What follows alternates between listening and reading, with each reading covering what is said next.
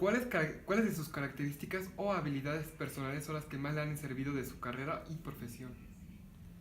Bueno, me gusta mucho la parte de la comunicación, la locución particularmente. Eso es por un lado. Por el otro, la redacción de noticias es una especialidad que tomé y que he ejercido a lo largo de casi 38 años. Pero finalmente las cualidades tienen que ser el rigor profesional y la disciplina. No puede estar en el periodismo alguien que no ame esta carrera. Y, desde tu punto de vista, o sea, ¿qué es lo importante de esta carrera? O sea, como usted había mencionado antes, el impacto, que crea un impacto, eso es una de las cosas más importantes de esta carrera. Sí, efectivamente, crea un impacto. No puede haber una sociedad sin información. La información, sobre todo objetiva, eh, bien presentada, es la que le sirve a todo el tejido social para estar ubicado en su realidad, en su entorno, tomar decisiones y realizar su vida cotidiana, sobre todo en términos de democracia. No puede haber, por ejemplo, un proceso para votar sin una prensa que esté informando sobre los candidatos, las campañas, etcétera. No puede haber una decisión laboral o de consumo sin una orientación de la prensa sobre el comportamiento de los mercados, por ejemplo.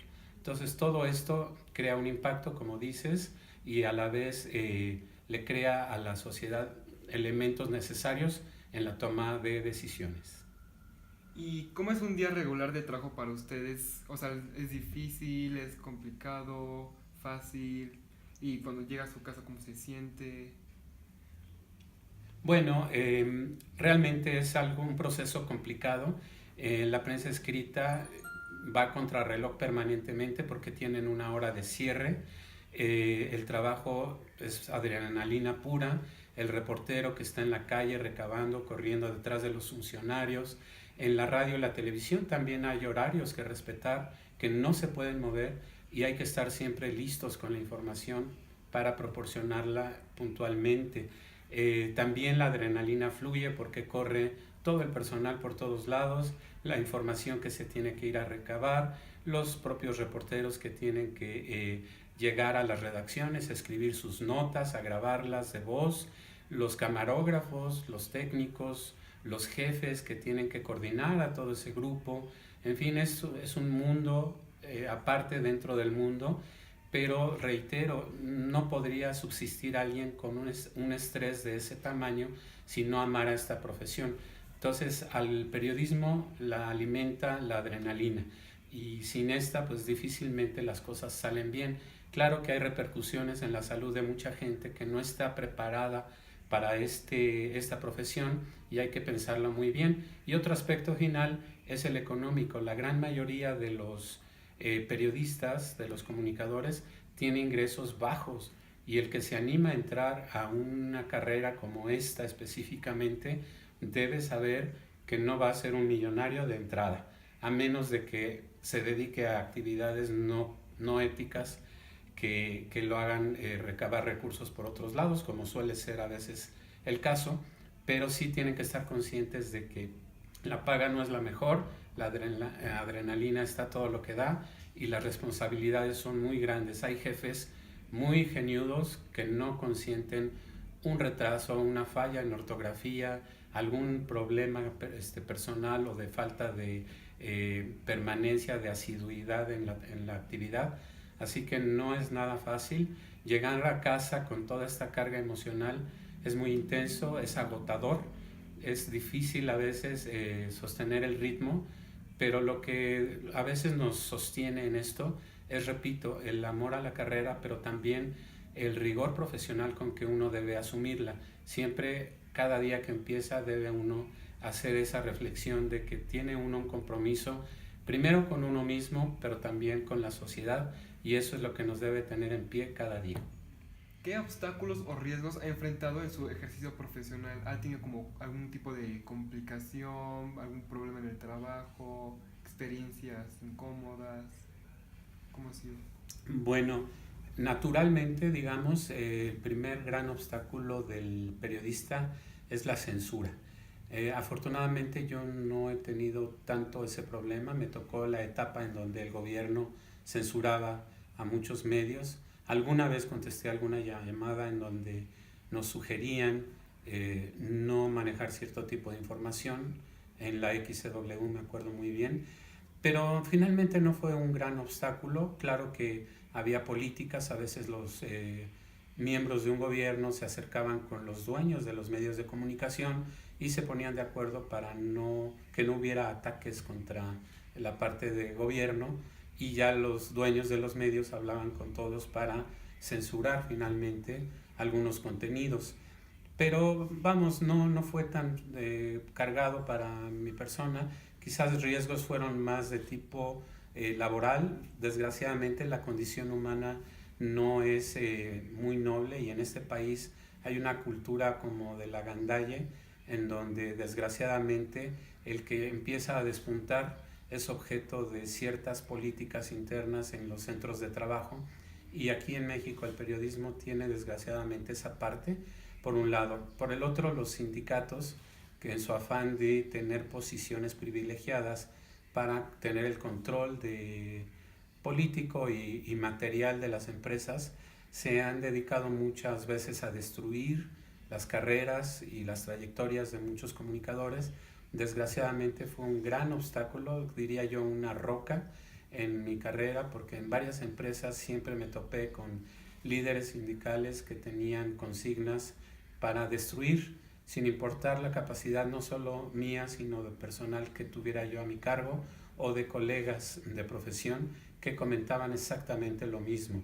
Y pues podría dar ejemplos. Esto puede ser en cualquier empresa de radio, puede ser en Televisa, puede ser en TV Azteca o empresas paraestatales. En fin, creo que yo identificaría más la parte de lo que conocemos como la grilla, y esta parte de los sindicatos como un gran obstáculo.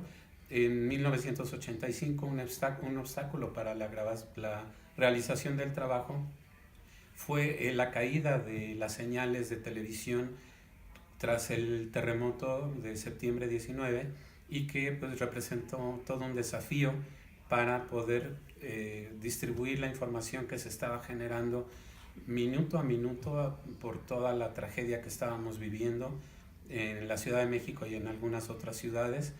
Pero finalmente, con los pocos recursos tecnológicos de la época, se pudo hacer una labor, y la gente se informaba de las señales débiles, sobre todo de la radio, que es la que principalmente empezó a difundir no solo al resto del país, sino al resto del mundo, la grave tragedia que estaba sufriendo en aquellos momentos la capital de la República Mexicana. Esto es lo que yo ubicaría en esta parte de los obstáculos. ¿Y cómo es el ingreso? O sea, usted mencionó que el ingreso era bajo, pero o sea, ¿cómo es el tipo de ingreso? ¿Es fijo, variable, mensual, quincenal, o por proyecto, por grabación? ¿Cómo? De todo un poco. Finalmente eso depende de cada empresa. Cada empresa tiene una política al respecto. Actualmente entiendo yo que ya son muy pocas las empresas que están haciendo contratos de base o de confianza, y casi siempre son relaciones por honorarios. Algunos tienen contratos por programa, algunos tienen contratos por grabación. En el doblaje, por ejemplo, se tienen contratos por proyecto, y en radio pues sí hay personal todavía de base, pero empiezo a creer que la tendencia es el cambio en la relación laboral. Vienen reformas a la ley laboral que también van a influir en los medios, y en donde ya cada vez tendremos menos posibilidades de tener una comodidad, digamos, una previsión a futuro sobre la materia del ahorro o de la promoción para subir en el escalafón del medio, o bien para subir en la parte salarial. Entonces ahí sí habrá que estar muy atentos para que los sindicatos mismos o las empresas le permitan al trabajador tener acceso a su contrato colectivo y tener acceso al patrón para que puedan negociar mejores posiciones. Finalmente, a mayor sueldo, mayor estímulo a un trabajador y por supuesto el rendimiento siempre será mejor y la relación laboral también puede fluir de una mejor manera. Entonces el punto es aquí determinar bien estas nuevas relaciones en la época que vivimos, y la parte salarial también varía mucho de empresa a empresa. A veces creemos que Televisa, por ser líder de comunicación en América Latina, pudiera ser la que mejor paga sueldos, y no es así. Quizás para conductores de una gran trayectoria sea una relación aparte. Lo cierto es que pagan muy poco. Quizás estemos hablando actualmente de que un reportero pueda estar percibiendo, si bien le va, unos 15 a 20 mil pesos, 18 mil pesos al mes.